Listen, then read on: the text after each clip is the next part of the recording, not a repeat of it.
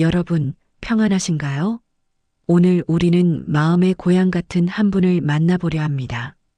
바로 한국 불교의 선풍을 올곧게 지켜내신 덕숭 총림 수덕사의 방장, 원담 큰 스님의 법문입니다.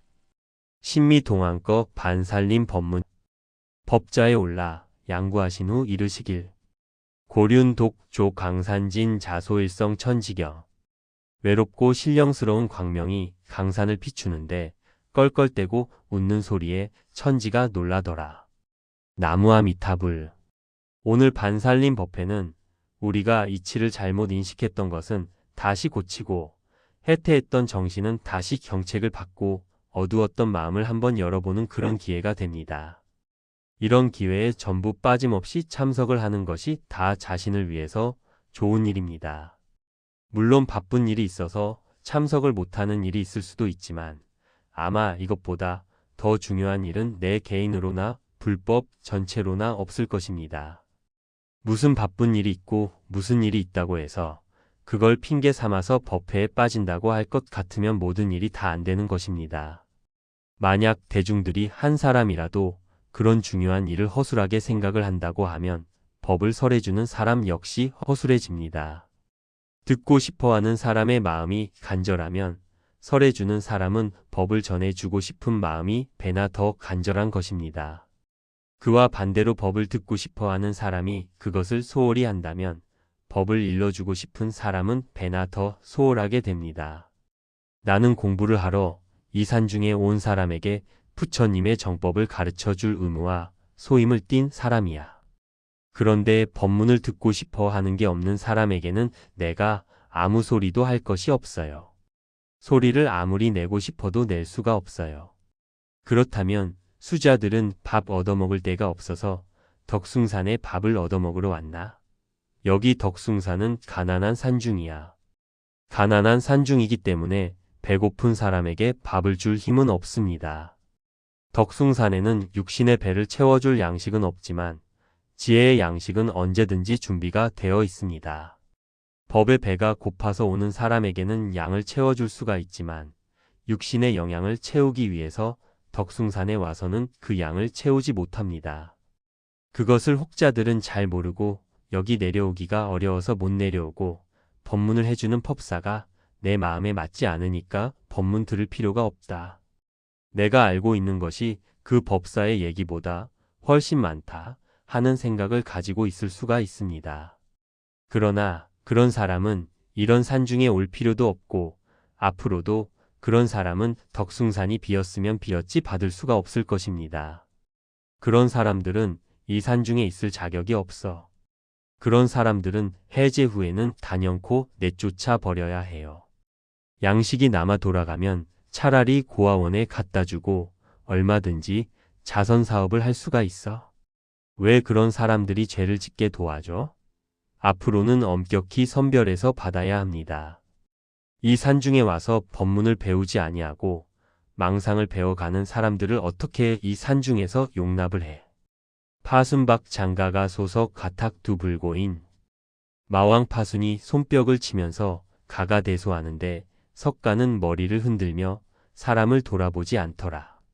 이게 무슨 소리야? 이러한 소리를 좀 알아야 돼. 이게 무슨 소리인가? 이 산중에서 이와 같이 법회를 시작했던 것이 지금부터 한 80여 년 전부터입니다. 그동안 이 산중에는 사람은 비록 몇 분이 바뀌었지만 이 법회는 계속해서 끊어지지 않았습니다. 이 법회가 끊어지지 않음으로 해서 우리 대중 가운데의 불조의 골수가 계승되어 오는 전통이 끊어질 않았습니다. 불조의 골수가 계승됨이 끊어지질 않았다고 한다면 이 산중이 얼마만큼 소중하고 중요한지를 생각해야 합니다. 이런 산중의 결제와 해제를 그저 형식적으로 모였다가 흩어지는 이런 형식에 그쳐서는 안 됩니다. 좀 진실되게 해야 됩니다. 괜히 머릿속으로 이치나 사량으로 따지고 누구는 낫다 못하다 비교나 하면서 법회에도 참석 안 하면 그 사람이 제일 멍청한 사람이야. 행동으로 철저해야 이치에 도달이 되는 거야. 행동이 철저하지 못하고서 어떻게 이치에 도달해? 왜 이렇게 나는 공부가 안 되느냐. 고한탄하지 말고 우선 행동부터 철저해야 돼. 자기 자신한테 물어보라고. 내가 과연 대성현의 경지에 도달할 수 있는 자세가 됐는가 하고. 자기 자신이 대답할 것이야. 안 되겠다. 너 같은 사람이 성현의 경지에 도달할 수 있다는 건 말이 안 된다. 그럼 고쳐야 돼. 행동 자세가 고쳐져야 해. 행동이 철저하게 갖춰진 사람에게 그 이치는 도달하기 싫어도 저절로 도달하게 돼. 참선한다고 하는 것도 대충 해서는 안 돼. 어느 법사, 스님한테 화두를 이렇게 들으라고 화두 법문을 듣고서 큰 방에 앉아 화두를 들면 처음엔 어떻게 흐릿하니 혓바닥으로 외면서 조금 되는 척하다가 조금 지나면 졸음이 와서 그나마 혓바닥으로 외는 것도 잊어버리고 혼몽에 빠져버려요. 졸음이 아니면 또 망상으로 참 아무개 스님이 예쁘고 아무개 스님이 믿고 아무개 스님은 나한테 잘하고 누군 나한테 잘 못하고 맨 요런 생각만 한참 하다 보면 축 비치고 방선한다고. 이렇게 가지고 참선이 되겠어? 자신한테 물어보라고. 그렇게 해서 이 일이 된다고 하면 뭐 도인이 발에 걸려서 못 다닐 정도로 많겠다. 안 됩니다. 천만의 말씀이야. 그러니 깨닫기 전에 우리가 행동으로 대가의 경지에 도달할 수 있을 만큼 철저해야 합니다. 이치는 지금 내가 도무지 알 수 없는 일이니까 일단 경지에 도달해야 알든지 모르든지 하는데 그 경지에 도달할 수 있도록 행동이 되어 있지 않다고. 행동으로 되어 있으면 이치는 저절로 되는 거야. 만들어서 되는 것으로는 정각에 이를 수가 없어. 저절로 되어야지. 저절로 된다고 하는 것이 강제가 아니면 저절로가 안 돼요. 강제가 아니면 저절로 되는 것은 있을 수가 없습니다. 그래서 우리 몸뚱이나 마음이나 내가 견디기 어려울 만큼 강제성을 띄어야 해. 공부하는 사람이 그렇게 편리하고 저절로 되기를 바라다가는 세세생생의 생사윤회를 면할 수가 없다고. 그래서 처음에는 다 억지 공부라. 억지 공부를 거치지 않고서는 저절로 공부가 안 돼요. 공부라고 하는 것이 천이가 동반되어야 되는 것이지 끝까지 억지 공부를 해서는 어려워. 그러나 처음에는 안 되더라도 그저 강제로 자꾸 하는 거야. 그러다 보면 저절로 공부가 되는 때가 반드시 옵니다. 그러니까 세상 공부나 이 공부나 공부하는 데는 노력을 하여야 됩니다. 안 되는 것은 자꾸 반복을 해야 돼. 안 되는 것을 한 10번쯤 반복하면 좀 낫다고. 10번 한 것에서 한 100번쯤 반복을 해. 그러면 조금 더 나아요. 100번에서 1000번쯤, 1000번에서 10,000번쯤 반복을 해. 처음에는 반복하느라 그걸 하나의 전쟁처럼 억지로 했는데 나중에는 그건 전쟁이 아니야. 아예 내 생활 전체가 그냥 공부가 되어버리고 만다고. 나중에는 싸움을 할 필요가 없다고. 그렇게 여러 번 반복을 쉬지 않고 하다 보면 그 공부가 억지로 짓는 공부가 아니라 저절로 되는 공부야. 그래서 처음에는 화두하고 있는 것만이 공부하는 것이 되는데 나중에는 밥 먹고 옷 입고 잠자고 일하는 그 전체가 딴 것이 없어. 화두하는 내내 이 영감을 가지고 한다, 이 말이야. 이 화두 드는 신령스러운 의심, 이것을 가지고 우리가 살아요. 이것이 없을 수가 있나. 꿈꿀 때도 있고 꿈을 깼을 적에도 있고 깊이 잠들었을 적에도 있고 이것이 없을 수가 없어. 이 자리 지키는 것이 공부야. 그러면 이 자리에서 그만 궁진해서 다하는 곳, 이 자리가 마치는 곳이 드러나. 그런데 이걸 하기가 가장 쉬운 일인데 왜 안 되느냐? 우리가 항상 지켜온 업보의 선을 넘지 못해. 우리 중생 세계는 생사의 업보를 계속 반복했어. 그래서 무수히 반복을 하던 중에 많이 했던 것이 하기가 쉽게 마련이야. 안 해본 것은 서툴러서 잘 안 돼요. 그러나 아무리 어렵다 해도 많이 새롭게 익히다 보면 되는 거야. 그런데 생사 해탈의 반야 정지는 많이 안 해봤어. 그래서 어려운데 그걸 자꾸 반복을 해야 돼. 제일 안 되는 공부를 억지로 하다 보면 나중에는 그냥 생각하지 않아도 저절로 돼. 여러분이 참말로 이 일이 바쁘다고 생각했을 적에는 아마도 다락 구석에 가서 농살림을 하면서도 딴 생각 못하고 하도 공부만 계속할 것이야. 그렇게 되다 보면 그게 자기 이득이야. 누구 주는 게 아니야.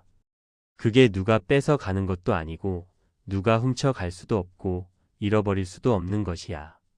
자기가 그만큼 해놓으면 그만큼 쉽게 되는 거야. 그러니까 이 공부를 애써서 해야 됩니다. 앞으로 덕숭산 대중의 책임이 무겁게 되는 시대가 돌아옵니다. 이 지구상에 살고 있는 온 인류가 찾고 있는 것이 무엇이냐? 현재까지는 육신을 먹여 살리기 위한 밥을 찾고 있습니다. 그런데 지금 물질 문명이 발달되어서 육신을 먹여 살리는 밥은 남아 돌아가고 있습니다. 그래서 세계 인류가 이제는 물질적인 밥은 그렇게 찾지 않게 됩니다. 그럼 무엇을 찾게 되느냐? 세계 인류는 육신을 움직이는 마음의 양식이 없어서 마음의 양식을 먹을 수만 있다면 모든 물질을 다 포기하고 마음의 양식을 구할 것입니다. 그 마음의 양식을 지금 일부에서는 구하고 있습니다. 그런데 그 마음의 양식을 구하는 모든 중생에게 베풀어 가르쳐 줄 수 있는 준비를 갖춘 데가 그렇게 많이 있지 않습니다. 그런데 다행히도 한반도에서만이 세계 인류가 갈구하고 있는 마음의 양식이 있습니다. 그 양식을 농사짓는 곳이 바로 이 덕숭 총림입니다. 여기서 온 세계 인류가 지금 갈구하고 있는 마음의 양식을 농사짓고 있는데 이 농사들이 내가 보기에는 도무지 푸지네요. 그 점이 내가 보기에는 걱정이 돼요. 이래서는 온 인류는 그만두고 우리 대중도 먹여 살리지 못하겠어. 우리 대중들이 그 책임을 망각한 것 같아 한심스러워. 세계 인류의 지도자가 되려면 이렇게 허송세월해서는 안 된다, 이 말이야. 그러니까 그 책임을 깊이 느끼고 지금 반살림이 지났습니다만 지금부터라도 새로운 각오로 자기 일을 하십시오. 자기 일을 바로 하는 것이 남의 일을 해주는 거야. 남과 내가 둘이 아닌 경지에서 내 일을 완전히 하는 것이 바로 남을 위해서 하는 거야. 내가 완성이 되지 않은 사람은 남을 위할 수가 없어. 이 점을 뼛속에 새겨서 부지런히 정진하기 바랍니다. 도전적 야 삼경월 수송 강상 말리풍. 도는 고요한 밤 삼경달에 전했고 근심은 강에 띄어 말리 바람에 보내더라. 나무아미타불. 주장자를 세워 법상을 3번 내리치고 법자에서 내려오시다. 원담 스님을 회상하며 사람들은 스님을 가리켜 덕숭산의 달이라 불렀습니다. 어두운 밤길을 비추는 달빛처럼 스님은 늘 나지막하고 온화하게 우리 곁을 지켜주셨지요. 오늘은 스님께서 생전에 남기신 주옥 같은 법문과 그 소박했던 삶의 궤적을 따라가 보며 우리 마음속에 쌓인 묵은 업장을 씻어내는 시간을 가져보겠습니다. 선의 바다에 들다. 스님의 이야기는 아주 오래전 11살 소년의 발걸음에서 시작됩니다. 1930년대 나라를 잃은 슬픔이 가득했던 시절이었지요. 어린 소년은 무슨 인연이었는지 스스로 수덕사의 문을 두드렸습니다. 그때 은사로 모셨던 분이 바로 해암 스님이셨고 그 위로는 근대 선불교의 거함이었던 망공 큰 스님이 계셨습니다. 어린 원담에게 망공 스님은 엄격하면서도 한없이 넓은 하늘 같은 분이었습니다. 스님은 훗날 이런 회상을 하셨지요. 망공 스님 밑에서 시봉을 들 때 도가 무엇이냐고 여쭈면 스님은 늘 마당의 소나무를 가리키셨다. 그때는 그 뜻을 몰랐는데 세월이 흐르고 보니 그 소나무의 푸름이 바로 내 마음의 푸름이었다는 것을 알게 되더라고요. 스님은 그렇게 덕숭산의 바람과 구름을 벗삼아 수행의 길을 걸었습니다. 밥을 짓고 땔감을 구하고 어른 스님들의 글씨 심부름을 하며 소녀는 천천히 성객으로 익어갔습니다. 자, 이제 스님께서 법좌에 오르셨던 어느 새해 첫날의 기억을 소환해 보겠습니다. 대중들이 구름처럼 모여 앉아 스님의 일가를 기다리던 그 순간입니다. 스님께서는 법좌에 오르신 뒤 한참 동안 아무 말씀도 하지 않으셨습니다. 세상의 모든 소음이 잦아들 때까지 기다리는 양구의 시간이었지요. 그리고 마침내 주장자를 3번 내리치시며 사자후를 토하셨습니다. 을해년이 가고 병자년이 왔는데 해가 가고 오는 이 순간이 어떠한 때인고? 우리는 늘 시간을 나눕니다. 작년은 힘들었고 올해는 좋기를 바라죠. 하지만 스님은 묻습니다. 시간이 과연 가는 것이고 오는 것입니까? 스님께서는 이 도리를 개송으로 설하셨습니다. 신년 불법 위군선 대치풍류 기호연 숙장구왕탕 옥설신광 편조 일승천 새해 불법을 그대 위에 설하노니 대지를 흐르는 바람은 시원하고 넓도다. 숙세의 업장과 옛 재앙은 뜨거운 물에 눈 녹듯 사라지고 신령스러운 빛이 두루 비추며 해가 솟아오르는구나. 나무아 미타불. 여러분, 이 소리를 들으며 가슴 속에 묵은 응어리를 다 내어놓으십시오. 스님께서는 말씀하셨습니다. 우리가 전생부터 지어온 그 무거운 업장들도 참된 나를 깨닫는 지혜의 불 앞에서는 한낱 눈송이에 불과하다고 말입니다. 햇살이 비치면 어둠은 싸울 필요도 없이 물러갑니다. 여러분의 본래 마음은 저 솟아오르는 태양처럼 이미 환하고 신령스럽습니다. 부처도 조사도 내려놓는 대자유. 원담 스님의 법문은 이어집니다. 1만 가지 기틀을 다 씌어서 부숴버리니 성현들은 물론이거니와 부모도 또한 나의 친한 이가 아니오 재불조사도 따르지 않노라. 부모님을 외면하라는 뜻이 아닙니다. 내가 부처다. 내가 깨달았다는 그 생각조차도 집착이 된다는 경책입니다. 밖에서 구하는 모든 권위와 상징을 다 내려놓았을 때 비로소 살아있는 한 가닥의 길, 즉 활로가 열린다는 것입니다. 산승이 이 속에 이르러 살 길이 있으니 삶과 죽음에 따르지 않고 차별에 떨어지지 아니하며 티끌을 등지고 본래 평등한 성품에 합하느니라. 여러분, 우리는 남보다 잘나야 행복하고 남보다 가져야 만족합니다. 하지만 스님의 눈으로 본 세상은 본래 평등합니다. 대통령도 이름 없는 들풀도 그 생명의 본질은 조금도 다르지 않습니다. 이 평등한 성품을 깨달으면 더 이상 세상의 흔들림에 내 마음이 굴러떨어지지 않습니다. 한 티끌 속의 우주와 붓 끝의 선. 스님께서는 일찍이 만공 스님으로부터 글씨를 배웠습니다. 스님의 글씨는 선서라고 불리며 세상의 찬사를 받았지요. 하지만 스님은 자신의 글씨를 낙서라고 부르셨습니다. 붓을 잡을 때 나는 아무 생각이 없다. 그냥 붓이 가는 대로 둘 뿐이다 라고 하셨지요. 어느 날 한 상좌가 물었습니다. 스님, 글씨 한 점에 온 우주가 담겨 있는 듯합니다. 스님은 빙그레 웃으며 말씀하셨습니다.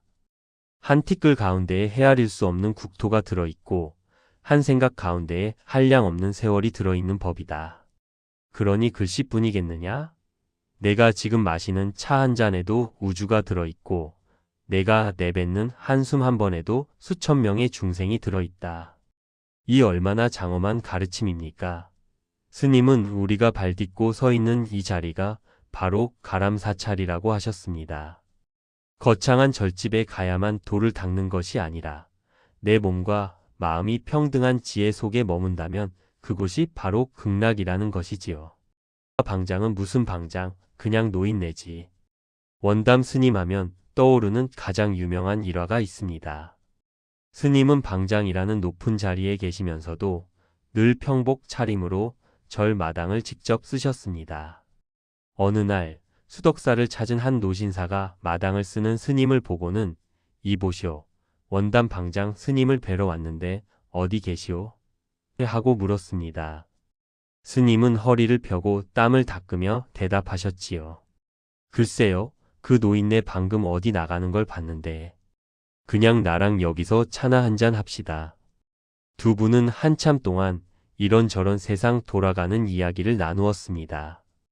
노신사는 이 허름한 노인이 방장 스님인 줄은 꿈에도 몰랐지요. 나중에야 그 사실을 알고 엎드려 절을 올리는 노신사에게 스님은 이렇게 말씀하셨습니다.